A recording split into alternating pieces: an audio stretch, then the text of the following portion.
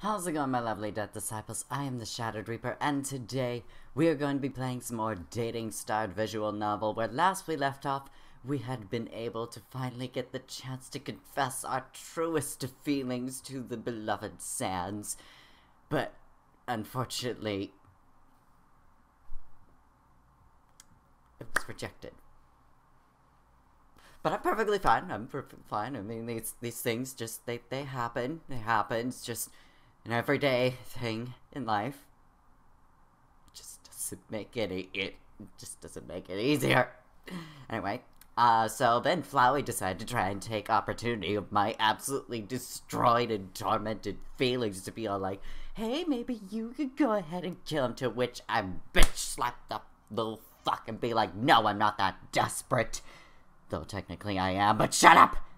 I do not accept those kinds of criticisms. But, anyway, so no, I am not going to be doing Flowey's bidding because fuck him. Fuck that little bitch. And I do not want anything to do with whatever that little shit stain has for me.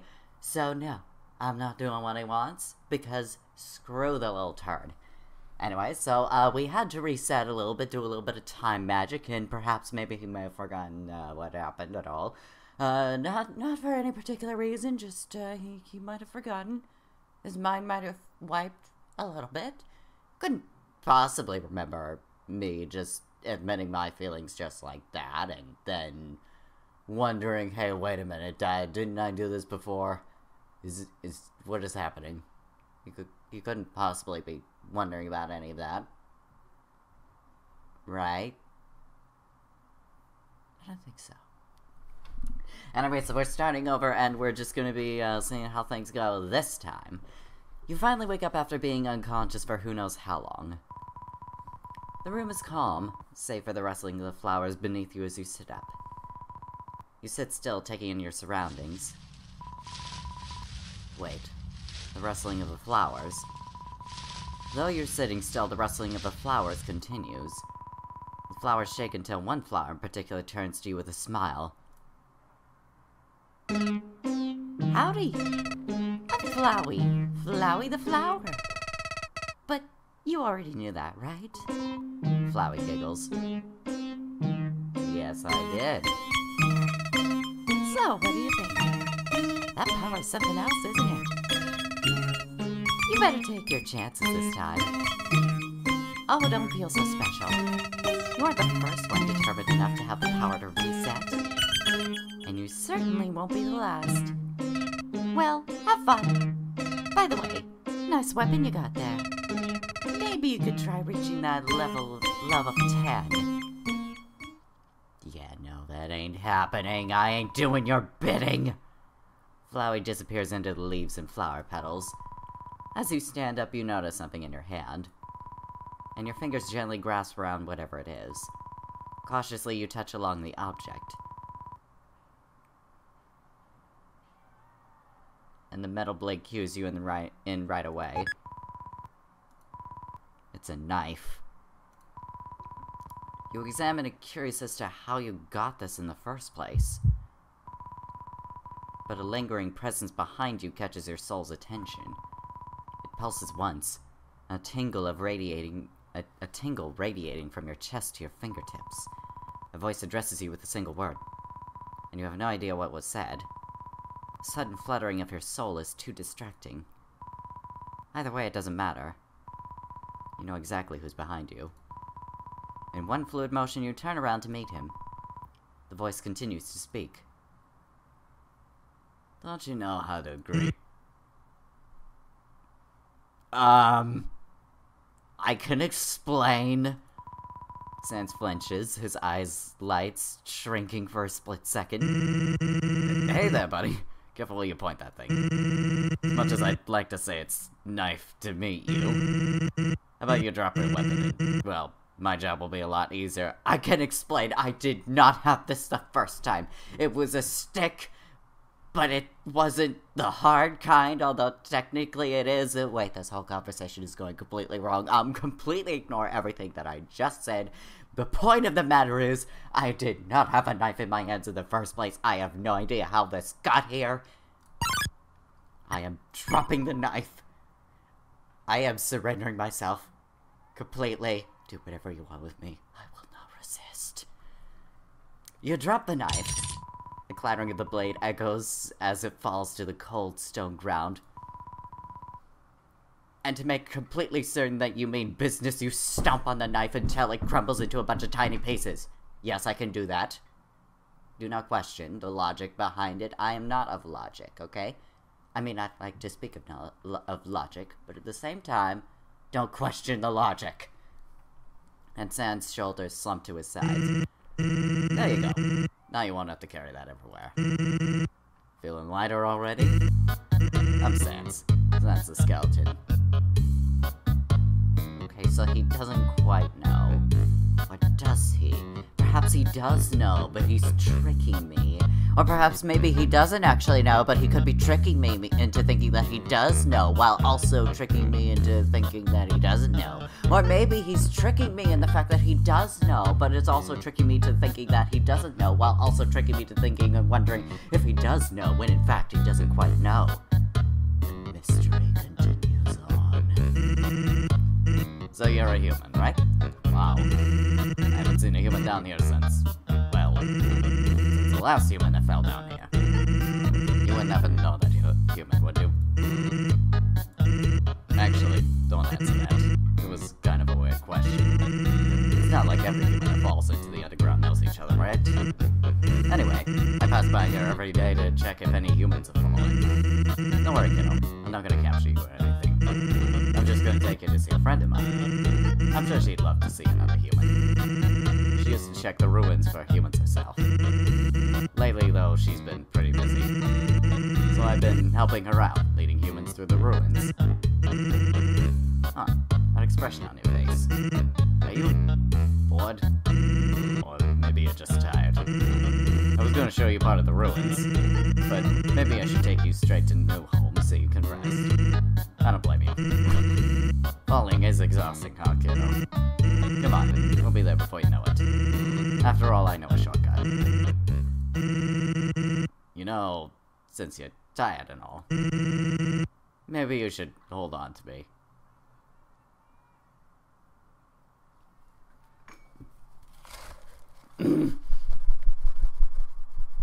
Also, I forgot my water over at the sink, so hold up. Be right back.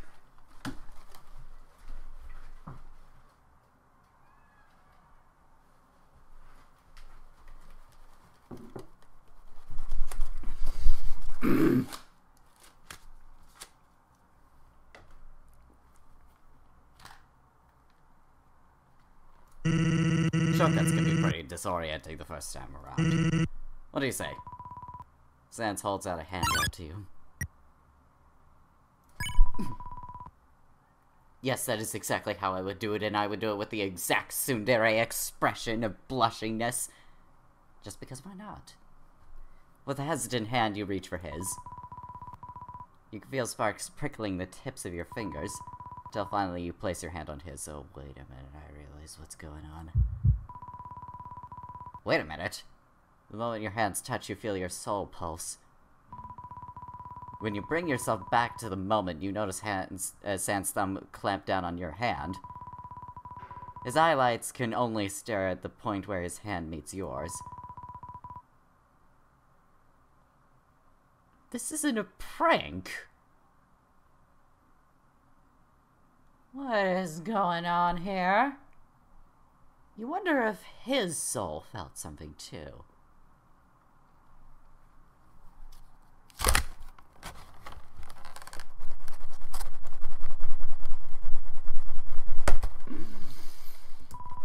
As if to dismiss your thought, he loosens his grip. Damn you, why can't you admit your feelings to me? You, nervous? Don't worry. You'll be fine. Why must you do this? Just, don't let go. Oh, I won't. You walk together, hand in hand. And yes, I have the exact fan right in front of my face just to hide my blushing, which I am totally not doing. And the second you both step foot through the large stone doorway, You fall into the familiar nothingness. Dark yet darker. Well, I could basically skip this since we've already done this before. You manage to steady yourself right away. The room settles around you as you plant your feet firmly on the ground.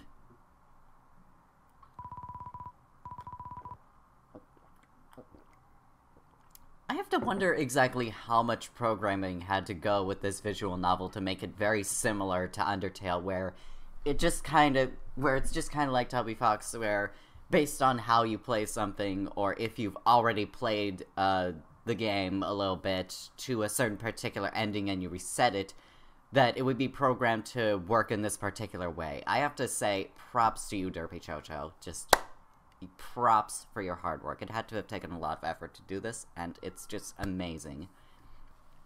Once you get your bearings, Sans clears his throat. Huh.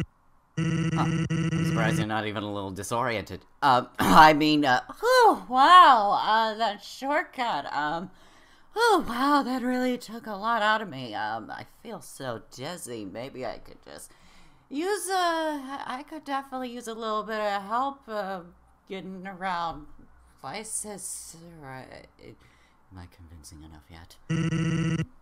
Have you done this before? No? How do I respond to this? Another voice, calm and motherly, floats through the air. Sans, is that you? Sans addresses the voice. Hey, Authority. I've got someone I'd like you to meet. The motherly voice sounds even closer now. Don't you mean someone you'd like to... Hold on a second. Meet? Did the pun work? I'm sure it did.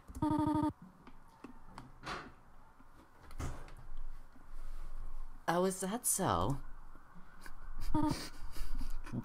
This was poor timing to just take a bite out of some meat. A human? Oh my. This was really bad timing since I'm now gonna be doing this with Toriel. It would have made more sense if I was still voicing Sans, but now I'm having to voice Toriel. It just doesn't work.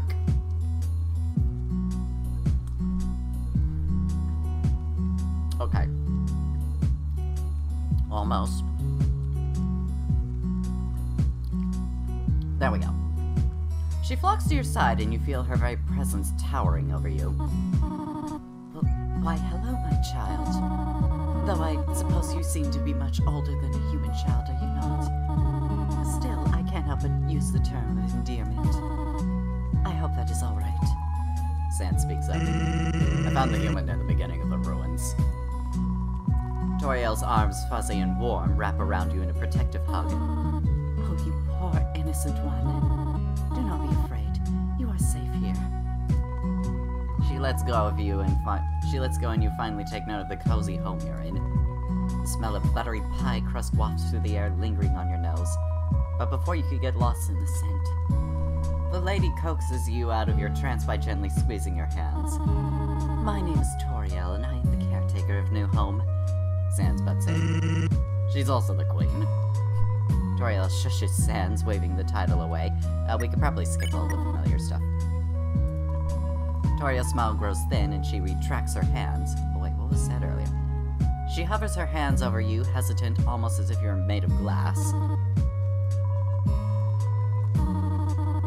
A few nasty bruises, my child. Did you not notice? You must have fallen hard. Do not worry. I can heal these quite easily. Ooh, some magic! Her hands rest on your shoulders, firm and reassuring. You can feel a cool, tingling sensation as the bruises fade away. Your HP is restored. Wait, what happened with... Oh, wait, hold on. Now I need to go back a little bit. Oh, yeah, so I am at half health. Okay. It's pretty interesting. So now I'm at full health. Your HP is restored. Removing her hands from you, she gives you a gentle pat on the head. There, all better. Sans lets out a yawn. Looks like you got things taken care of here. I should get going. Toriel gestures to the kitchen. Are you sure you do not wish to stay a little longer, Sans? I know what she's getting at. I know she wants to give you them pie, Sans. Don't think I haven't seen the fan art. Or have made similar fan art. Though not necessarily with Toriel. Perhaps that might just change, though. I have some snail pie left over from this morning, if you'd like. Sans shakes his head. Nah, I'm okay. As much as Pie would like that. As much as Pie would like that very much. My brother gets kinda crusty without his bedtime story. 3 puns at once.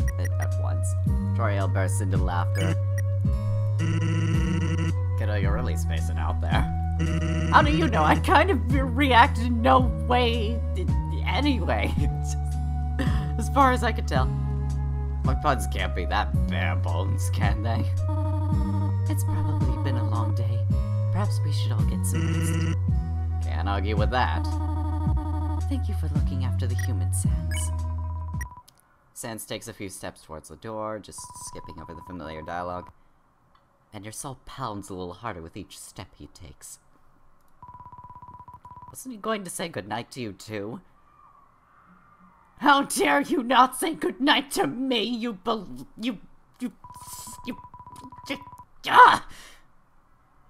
Or did he already say goodnight while you were spacing out again?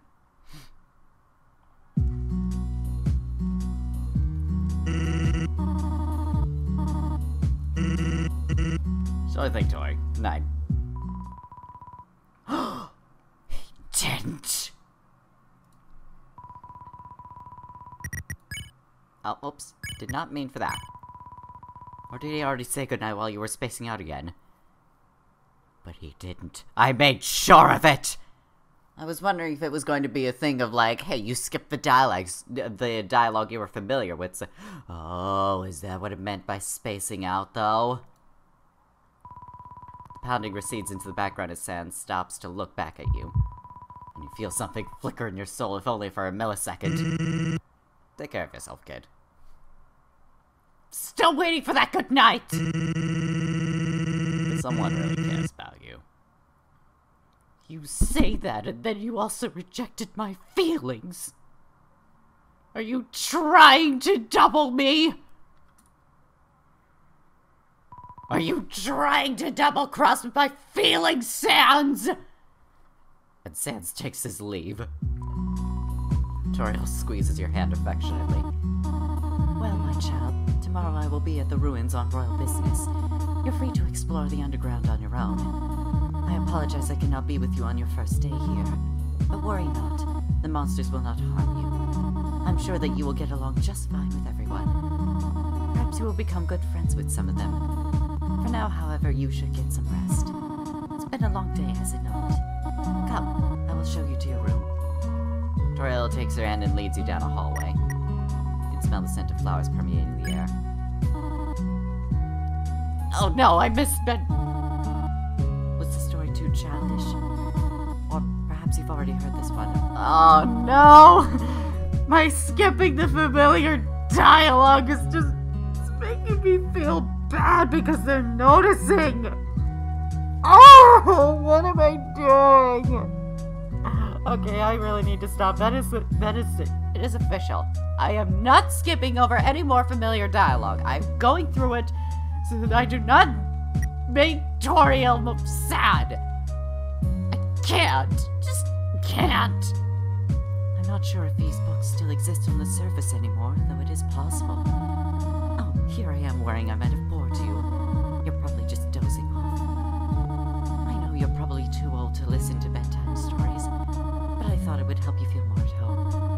For now, please try to get some rest. I will be here if you need me. Good night.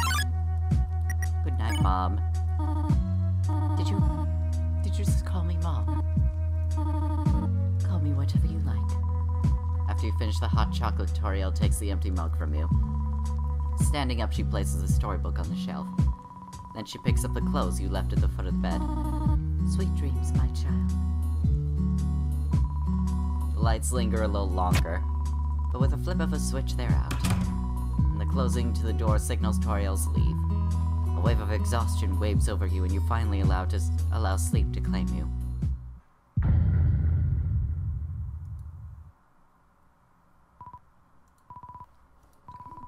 Your chest throbs, stings. You reach out to touch it to quell it, but you feel a line carved into your hand, deep and burning. Try to reach for your chest with your other hand, and it plunges into a cool, calm pool of water. What? You take a breath, but no air rushes in. And you feel so warm your body squeezed tight. And you can feel the droplets of rain. And it smells like fallen snow. But the smell and taste of bitter iron cuts through the comfort, flooding your senses.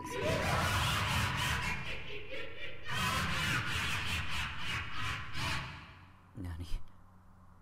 The laugh pierces the void with an icy sting across your back. You wake up.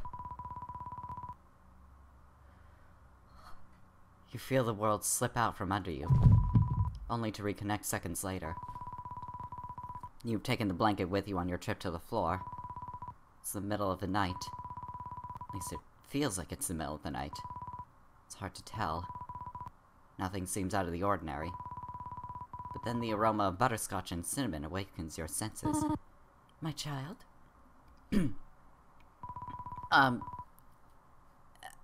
No.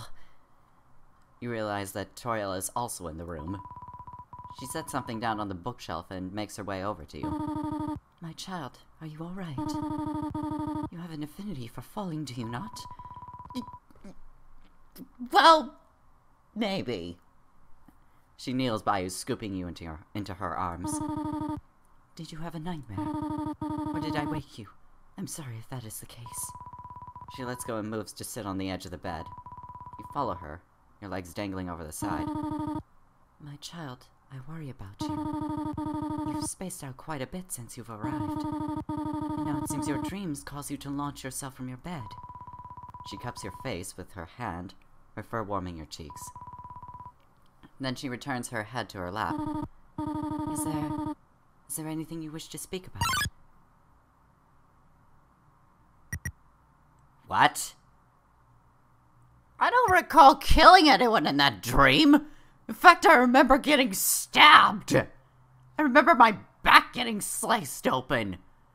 And then Flowey. Why did I dream I was killing everyone? I could have sworn it was the exact opposite, that I was getting killed.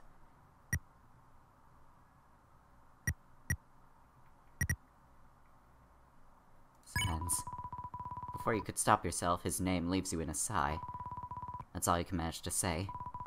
The rest of it hides behind the curtain of your mind, too scared to be shoved into the spotlight. But that single name is enough for Toriel to be behind the stage. Go on, my child. I am here to listen. I won't judge you. I love him!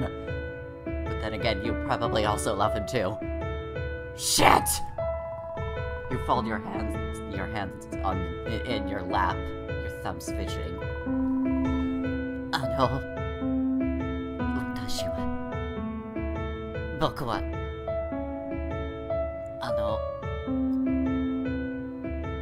サンスクの大好きです。すみません。You figure you might as well tell her. I think I'm in love with him. The words leap out of you in a fervor. You think you're in love with Sans the skeleton. Toriel gasps, placing a hand to her cheek. Oh, my dear child. You grit your teeth, expecting some kind of backlash. But Toriel reaches out and brushes a thumb over your cheek. A warm smile on her lips. This has to be so weird for her, because to her it should have felt like, I mean, you literally just met him. How can you be in love with him? I just know. Your soul feels the warmth of that smile. I am not letting go of this. I am not letting it go. I am going full on. I will submit to the full-on desires I have. And the burning of your cheeks. That's so sweet. Toriel's giggles melt away as she looks at you fondly. And you feel the joy of her soul. There's nothing wrong with having those feelings, my child. Even though to you it should be like, I literally just met him. Truthfully, Saul's are very interesting. I knew I detected something resonating in you when he left yesterday. Oh, she does sense it. She did. Okay, so she did sense it. Who knows? He might be your soulmate. That is what I wish to believe. You feel your chest thump, a fondness lighting a tender fire, which then blazes into an entire, well, blaze. Firestorm. Actually, yeah, that would have been better. What is going on with my words? The word soulmate warms your heart with love. And no, not that bullshit love! I mean this love. Undertale makes it specifically clear which one is which. So many thoughts swirl in your head. You can't help but be curious. You ask Toriel a question. Does Sans feel the same? You hesitate a moment. I must know! Sure, you're feeling these sensations. What about Sans? You ask Toriel if she thinks Sans is feeling the same things you're feeling. Toriel places a hand on her chin, her gaze shifting as she peruses her thoughts. Well, I will be honest with you, my child. Okay, by the way, I did also have I did also ask the person who made the visual novel if the interaction with the first ending I had before would have led me to going down a bad ending, but she actually told me that I would have had to have done so on purpose. Like, really, really on purpose, trying to go down the bad route where it just, well, you know, similar to the genocide route, to which I kind of responded, okay, that's a relief, because then I would have done unspeakable things like tearing off every single limb of the main character and gouging out their eyes before tearing out each and every single tooth in their mouth before ripping out their fucking tongue and then sucking them dry of their blood. But that's just me. That's just how I would be because of all the harm they would have caused my beloved Sans. That's right. I'm the yandere if my character goes full on yandere. Because I will make sure they suffer every agonizing moment. But that's just ruining the nice and calm atmosphere. Let's just get back to that, shall we? Will I will be honest with you, my child. I can't speak on his behalf. Damn it. I'm not sure what his soul feels. But I can tell you how I feel. When I first saw you, my soul felt like I was meeting an old friend for the first time. So it's possible that he might feel something similar. With that being said, only Sans can tell you how he feels.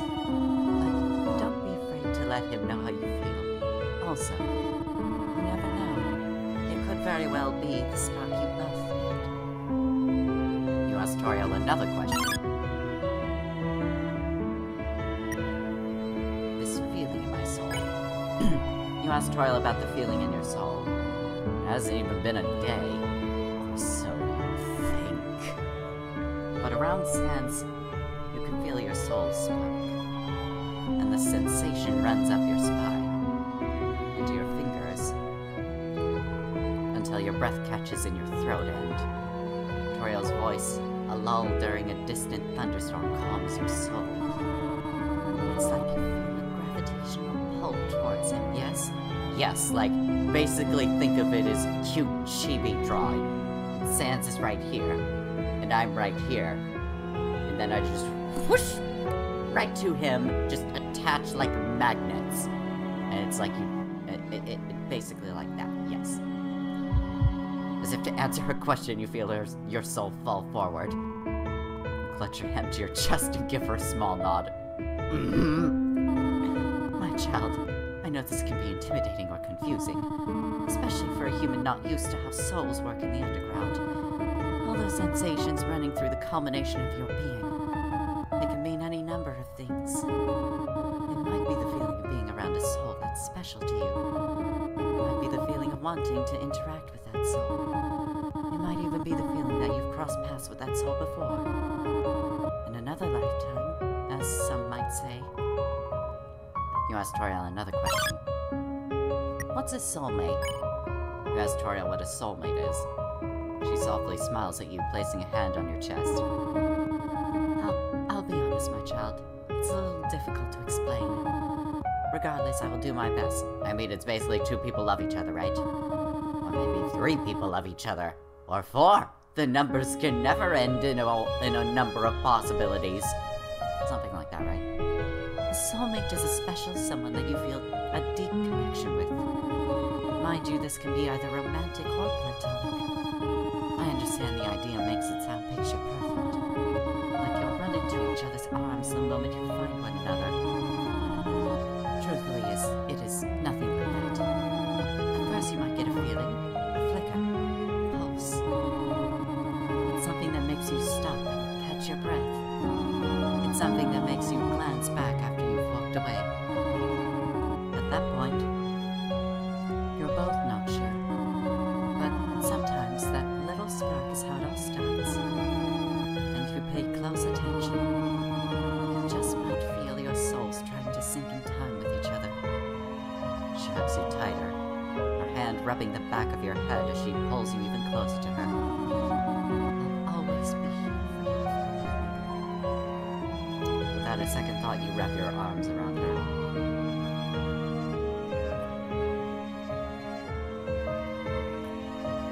All is calm. Your arms circle her as best they can, embracing her protection.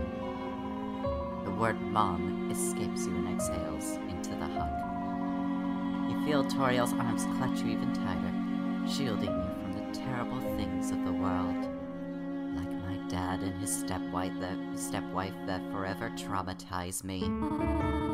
There. Everything is alright. You are safe. You breathe a sigh. She eventually releases you, her eyes searching yours, taking care not to frighten you. Her hand alights on your cheek. Try to get some sleep, alright? You can rest for a couple more hours before the day begins. You nod and climb back under the covers. Toriel gets up from the bed and kneels to your forehead, drawing the blankets over you. Rest well, my child. The closing of the door punctuates her leaving. And after a few breaths, you fall back asleep.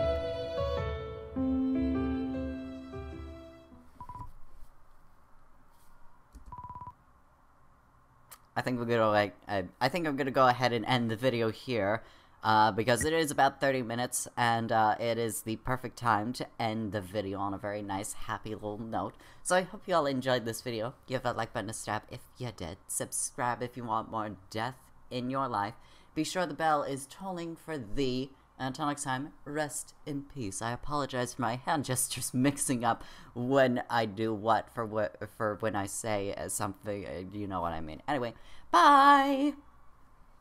Enjoyed today's video? Well, there's plenty more for you to enjoy here. And if you also want to support this small channel, then there is also my Ko-fi, which is available, as well as a Twitter thread that gives you my commissioning info. And if you'd like some traditional art or literature, feel free to DM me on Twitter. Thank you for enjoying the video and for your viewership.